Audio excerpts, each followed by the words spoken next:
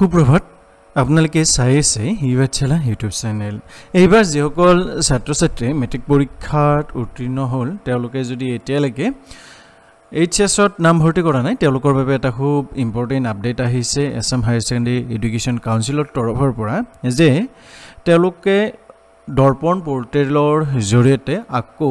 1 জুনৰ পৰা অৰ্থাৎ আজিৰ পৰা 9 জুনৰ ভিতৰত অনলাইন আবেদন কৰিব পাৰিব অৰ্থাৎ যিসকল আমাৰ ছাত্ৰ ছাত্ৰীয়ে এতিয়ালৈকে অনলাইন আবেদন কৰা নাই হায়াৰ ছেকেণ্ডাৰীত নাম ভৰ্তি কৰিবৰ বাবে তেতিয়ালে তেওঁলোকে এতিয়াও এই দুটা যি ওয়েবসাইট দিয়া হৈছে এই ওয়েবসাইট দুটাৰ জৰিয়তে অনলাইন আবেদন কৰিব পাৰিব আৰু যিসমূহ কনসাল্ট ইনষ্টিটিউশনছ আছে তেওঁলোকে এডমিশন প্ৰসেসটো